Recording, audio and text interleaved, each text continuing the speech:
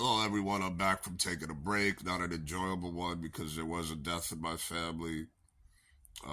Unfortunately, the person who died is no longer suffering and is in the hand. I'm sure that this person's in the hands of God and is resting in peace because if anyone needed to be there, it was this gentleman. And, you know, I've learned as I've gotten older that we shouldn't mourn a death of a person. We should celebrate their life, uh, not trying to be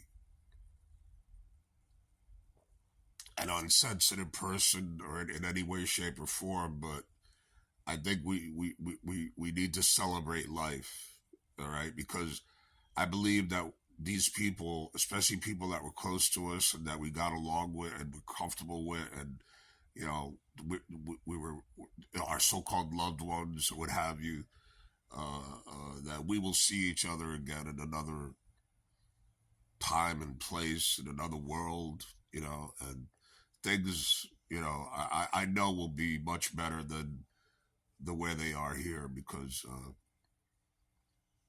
I just feel that way. I am a Christian, and that's my point of view. You know, whatever your point of view is, I respect it, but that's my point of view. That's my new point of view.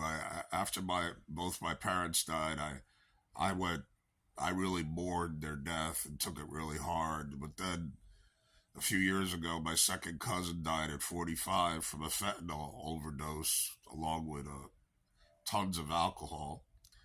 And I grieved and I took it really hard.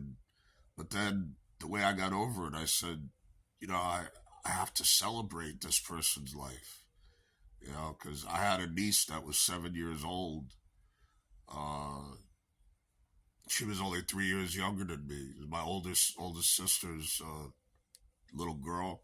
She died at 7 years old from cystic fibrosis. She never had a chance to live life.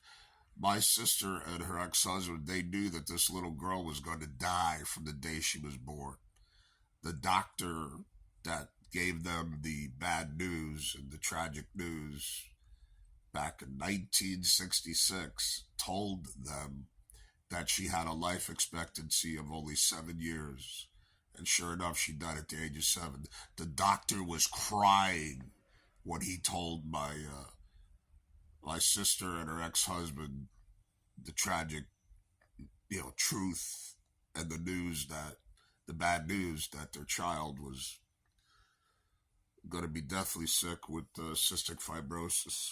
And my poor sister had a terrible life for, she was 18 when she gave birth to the child, and she buried a child, 7-year-old baby, when she was 7 years old. I don't know. I have a son. He's almost 29 years old, and I couldn't imagine doing that. I just wouldn't be strong enough to do that. And I don't know what I would do this day if I lost him either. I know that yes, I would mourn his loss, but I'd also celebrate his life too because he's the best son that anyone could ask for. He's an amazing young man, and I was so blessed to have this child, and everything turned out so well with him, even though he came from a broken home because his mom and I divorced when he was 2.5. But he knew that he had a loving, caring support around him, a very good family, and he's a successful young man and he's self-sufficient, and I'm very satisfied with the way that all the effort it took to raise this man to be what he is today. This to raise his child to the man that he is today. All right. With that being said, I have some early afternoon baseball action that these are red hot 5-star red alert plays. All right. 2.5% of the bankroll should be placed on the Cubs uh, on the money line on the side. I believe they're like minus 120 or something like that, depending what line you get. But don't play them on the run line. Play them on the money line, and then go over the total for the entire game. Okay, I believe the line is around 7.5. So we got the Cubs 2.5. Red Star, Red Alert play.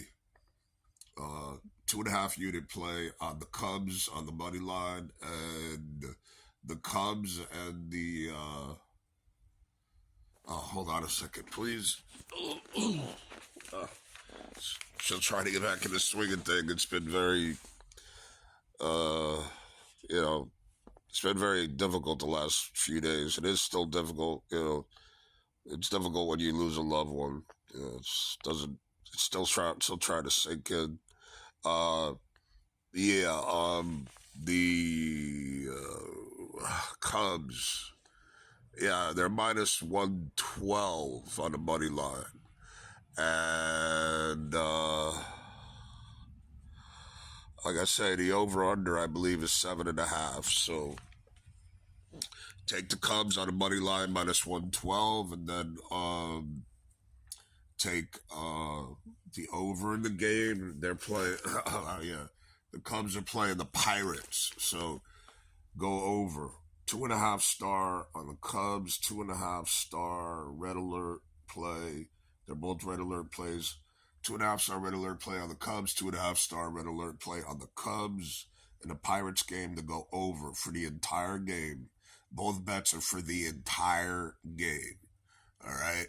I'll be back with another update. Probably, it's almost 12 noon here on the East Coast. Probably in about another 5 hours or so. And again, let's kick some ass and make some money.